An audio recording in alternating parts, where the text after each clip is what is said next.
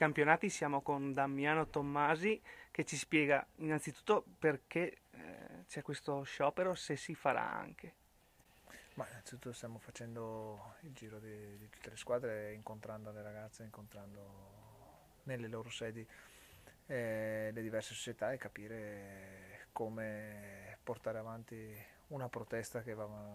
parte da maggio scorso e che purtroppo non ha ancora sortito effetti su un reale cambiamento di presa di posizione federale rispetto al calcio femminile. Insomma, il discorso sciopero o non giocare o protesta alla prima di campionato è un discorso insomma, in là da venire, è una delle remote ipotesi di cercare di dare una scossa ad un ambiente che purtroppo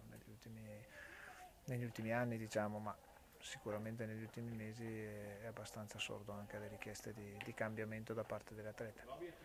Si sono fatti dei piccoli passi anche per quanto riguarda la numerazione e il nome sulla maglia.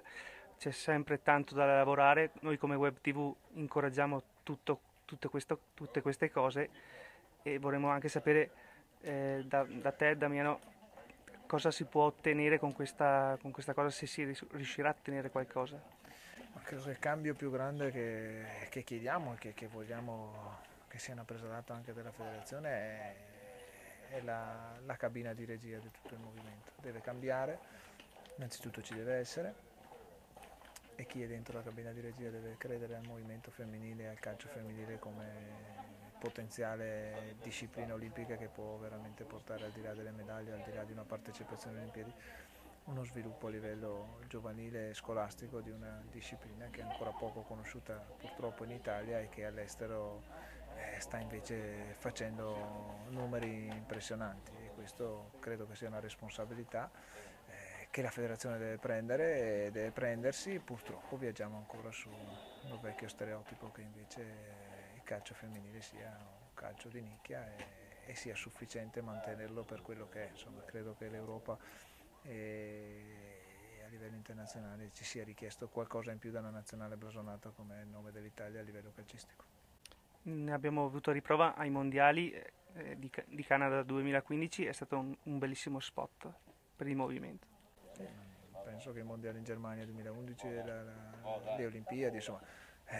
da qualche anno lo sport di squadra femminile che alle Olimpiadi fa più spettatori è il calcio, quindi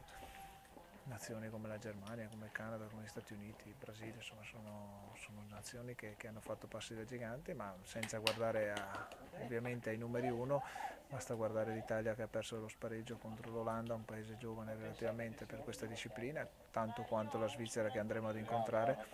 e che investendo e credendo in un movimento hanno fatto crescere tutto l'ambiente e dando anche una dignità a quello che è una disciplina sportiva possibile e percorribile che ancora oggi invece trova un blocco mentale da parte di tanti che invece ne rallentano la crescita.